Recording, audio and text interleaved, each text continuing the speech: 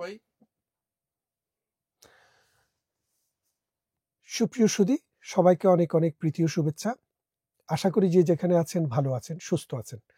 আজকে আমি যে বিষয়টি নিয়ে কথা বলবো, এটা বাংলাদেশে বহুল আলোচিত একটা বিষয়। গত ১০ বছর থেকে এই বিষয়টি নিয়ে আলোচনা হচ্ছে বাংলাদেশে।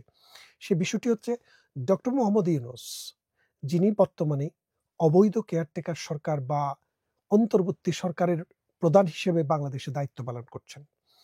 তার একটি প্রতিষ্ঠান সাথে তার নাম জড়িত, যেই প্রতিষ্ঠানটিকে দিয়ে পুরো পৃথিবীতে তিনি পরিচিত হয়েছেন, এবং তিনি অর্থনীতিতে না পেয়ে উনি নোবেল পেলেন শান্তিতে। এখন এই ডক্টর ইউনূসের সাথে গ্রামীণ ব্যাংক, গ্রামীণ টেলিকম, গ্রামীণ ফোন এবং গ্রামীণ কল্যাণ নামে অনেকগুলা প্রতিষ্ঠানের নাম জড়িত।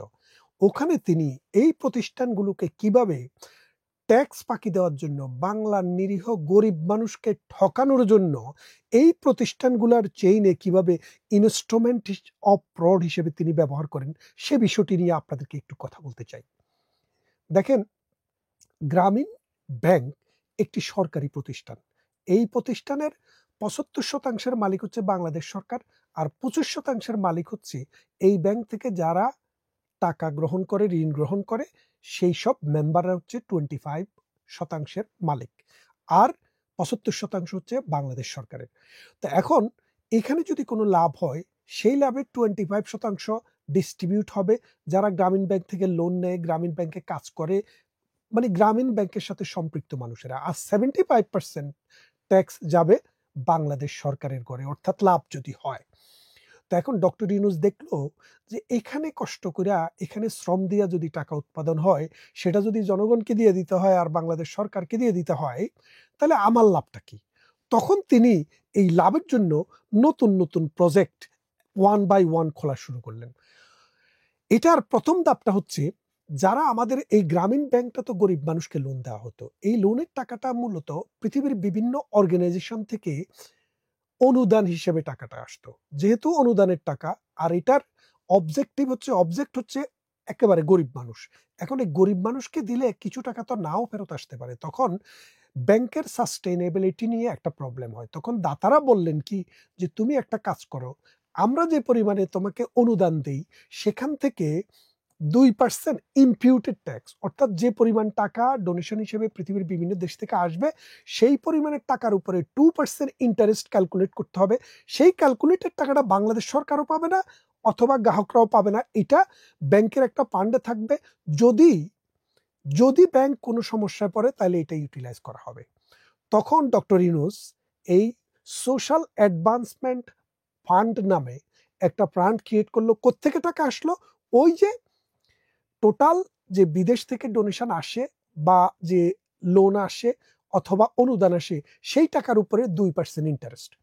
তো এটা এক পর্যায়ে গিয়ে ৪৪ কোটি টাকা হয়ে গেল। ৪৪ কোটি টাকা হয়ে যাওয়ার পরে ডক্টর ইউনূস চিন্তা করলেন যে এই টাকাটাকে কি করা যায়। তখন তিনি নতুন আরেকটি প্রতিষ্ঠান করলেন। এই প্রতিষ্ঠানটির নাম হচ্ছে গ্রামীণ কল্যাণ। অর্থাৎ গ্রামীণ কল্যাণ এটা হচ্ছে গ্রামীণ ব্যাংকের একটা ধারাবাহিকতা। এই গ্রামীণ কল্যাণে তিনি এই ৪৪ কোটি টাকা ট্রান্সফার করলেন। ৪৪ কোটি টাকা ট্রান্সফার করার পর এই গ্রামীণ কল্যাণে শুধু ৪৪ কোটি নয়, দাতাদের কাছ থেকে আসা আরো টাকা, আরো ৩৫০ কোটি টাকা তিনি ট্রান্সফার করলেন। টোটাল অ্যারাউন্ড ৪০০ কোটি টাকা এই গ্রামীণ কল্যাণে ছিল। এখন এই গ্রামীণ কল্যাণের পর উনি চিন্তা করলেন কি, গ্রামীণ কল্যাণের টাকাটাকে কি করা যায়। তখন তিনি আরেকটা প্রতিষ্ঠান করলেন। ওই প্রতিষ্ঠানটার নাম হচ্ছে গ্রামীণ টেলিকম।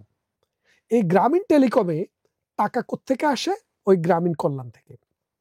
গ্রামীণ কল্যাণ থেকে গ্রামীণ টেলিকমে আসে। তখন একটা ইন্টারেস্টিং ঘটনা আছে। ঘটনাটা হলো যে ১৯৯১ সালে বিএনপি সরকার যখন ক্ষমতায় আসে, তখন প্রথমে নরওয়ে, যে আপনারা জানেন যে মোবাইল টেলিকমিউনিকেশন শুরু হয়, পরবর্তীতে ওয়ার্ল্ড ওয়াইড এটা আস্তে আস্তে বিস্তার হচ্ছিল। তো ৯১ সালে আইসা বেগম খালেদা জিয়া মোর্শেদ খানকে সিটিসেল নামে একটা কোম্পানি দিয়েছিল, যে এত লম্বা ১.৫ লাখ টাকা দিয়ে একটা মোবাইল বড় লোকেরা ব্যবহার করতো, সেই রকম সেলুলয়েড টেলিফোনটা দিলেন একটা কোম্পানিকে, মোর্শেদ খানের। তো ডক্টর ইউনূসও বেগম খালেদা জিয়ার কাছে গিয়েছিলেন যে আমাকেও একটা কোম্পানি দেন, আমিও এই একটা টেলিফোনের বিজনেস করতে চাই।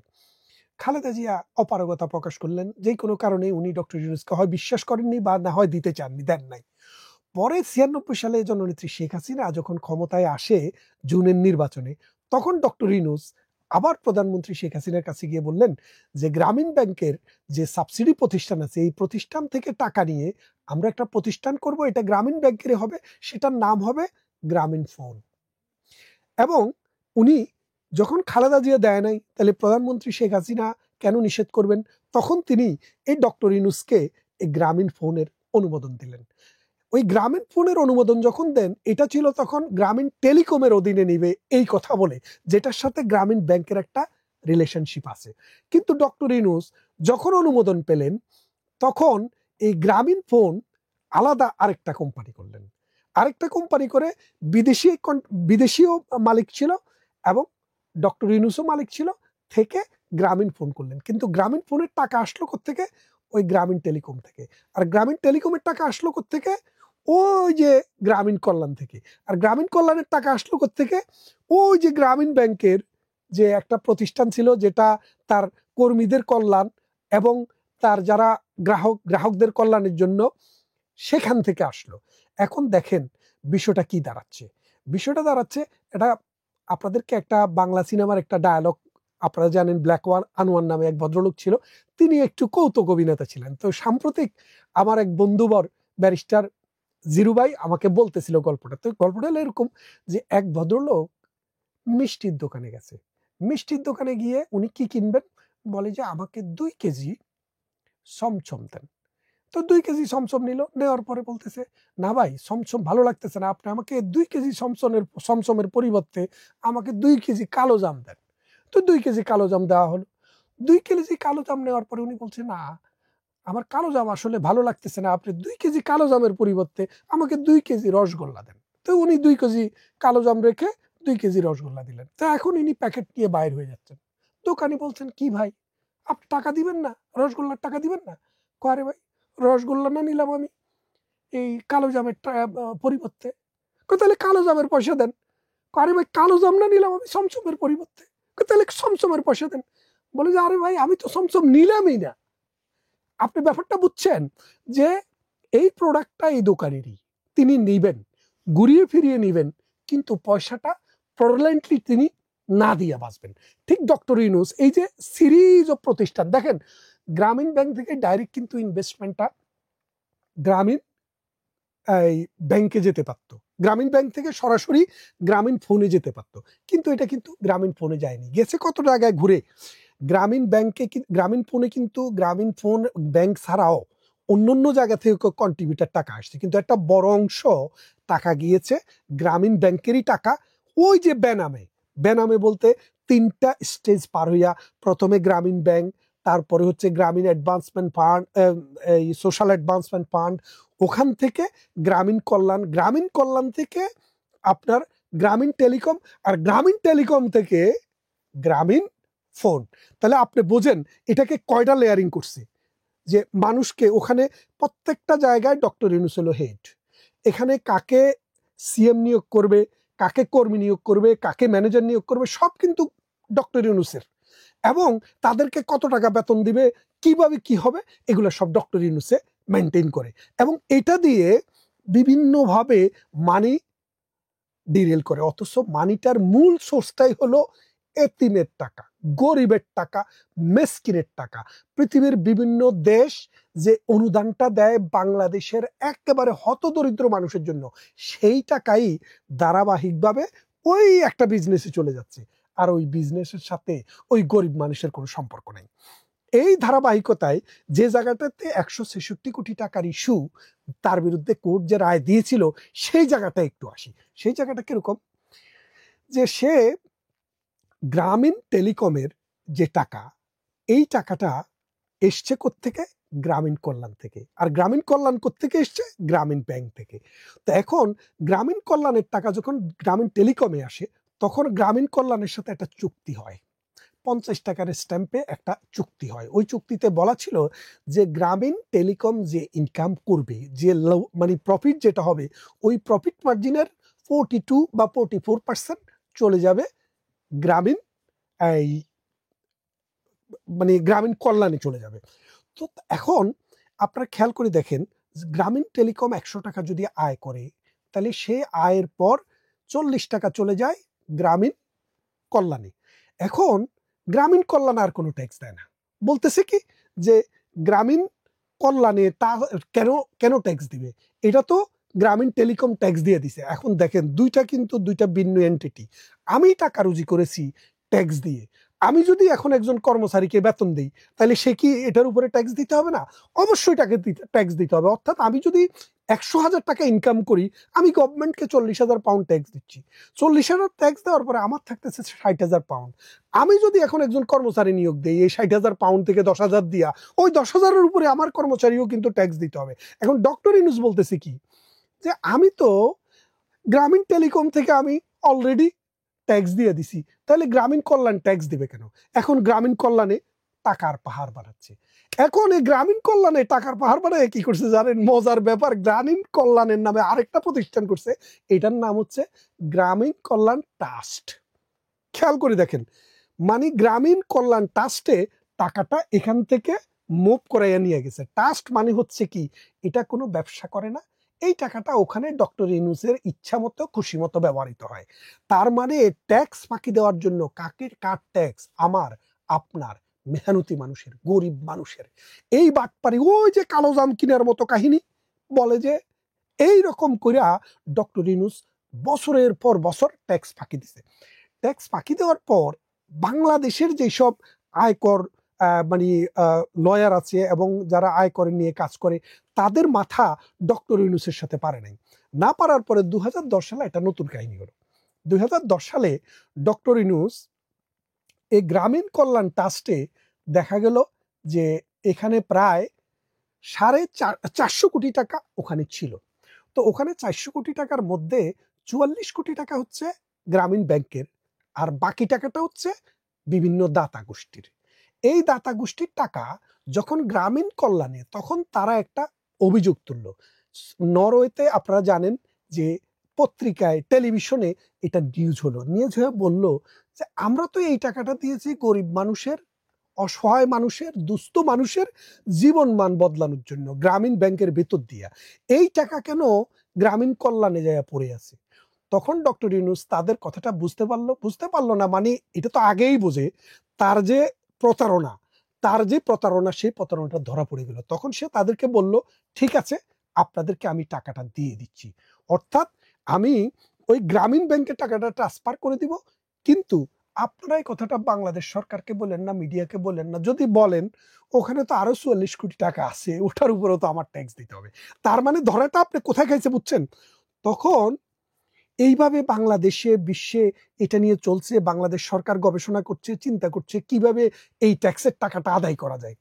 ২০১৬-১৭ সালে আইসা বাংলাদেশ সরকার অডিট করে আবিষ্কার করতে সমর্থ হলো যে ডক্টর ইউনূস একটা প্রতিষ্ঠান থেকে যে ট্যাক্স দিচ্ছে, ৪০% লভ্যাংশ যেখানে যাচ্ছে, সেটাও তো বাংলাদেশ সরকার, সেই লভ্যাংশের টাকা থেকেও বাংলাদেশ সরকার ট্যাক্স পায়। তখন ডক্টর ইউনূসের বিরুদ্ধে মামলা হয়। মামলা হওয়ার পরে ডক্টর ইউনূসের যে লয়ার ছিল ফিদা এম কামাল, তিনি যাইয়া কোর্টকে বললেন, কি বললেন? যে আমরা এখন থেকে ট্যাক্সটা দেব। তার মানে আপনি যখন এখন থেকে ট্যাক্সটা দিচ্ছেন, তাইলে আগে যে দেন নাই, এটা কি সঠিক ছিল? ছিল না। এটা কিন্তু আমরা বলছি না, ডক্টর ইউনূসের লয়ার বলছে। তাহলে ২০১৮-১৯ বছর যে ট্যাক্স ইয়ার, ওই ট্যাক্স ইয়ার থেকে ডক্টর ইউনূস ট্যাক্স দেওয়া শুরু করলেন। তাইলে ২০১২-১৩ সাল থেকে ১২-১৩ অর্থ বছর থেকে যে ১৬-১৭ অর্থ বছর পর্যন্ত যে টাকাটি দেননি, এটা তাহলে অন্যায় ছিল, অবৈধ ছিল, বাংলাদেশের টাকা মেরে দেওয়া ছিল। তাই ডক্টর ইউনূসকে কোর্ট রায় দিলেন যে আপনি ১৬৬ কোটি টাকা সরকারকে, ৬৬৬ কোটি টাকা সরকারকে আপনি ফেরত দিতে হবে। এবং এটা ডক্টর ইউনূসের বিরুদ্ধে রায় হলো।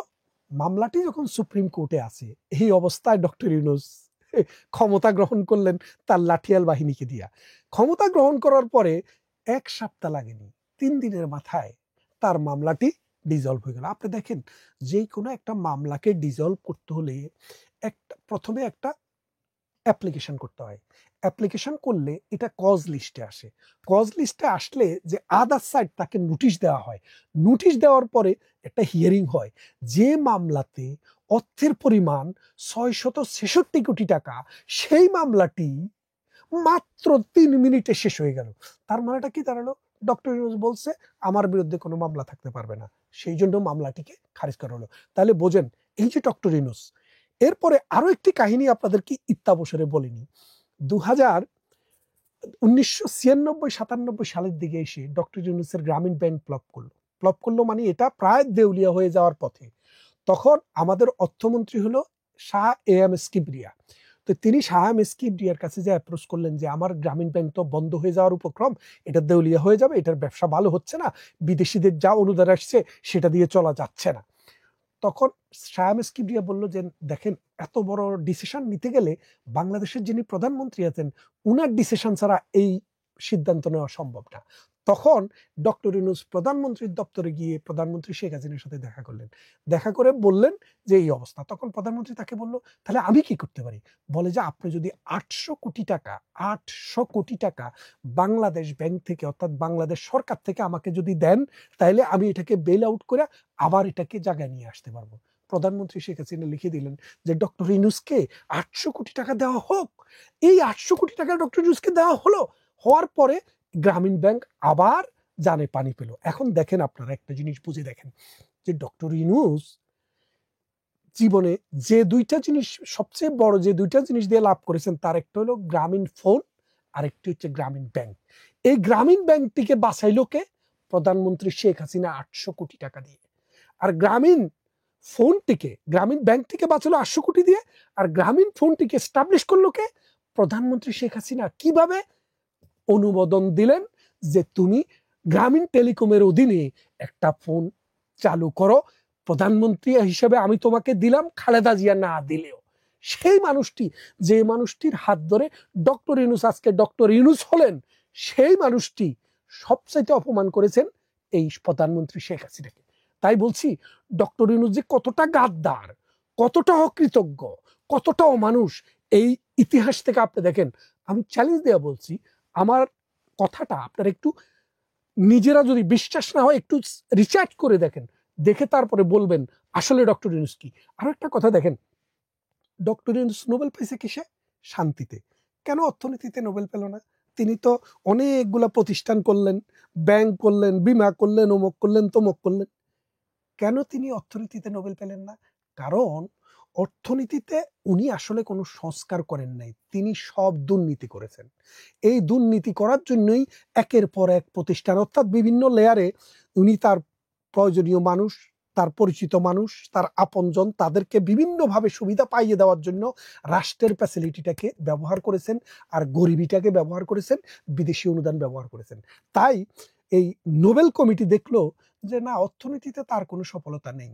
অর্থনীতিতে নোবেল দিতে হলে যে লেভেলের সততা, নিষ্ঠা, জ্ঞান, প্রজ্ঞা দরকার, ডক্টর ইউনূসের কোনোটাই নেই। তখন আমেরিকা বলল যে না, ডক্টর ইউনূসকে দিতে হবে, কারণ আমরা চাই।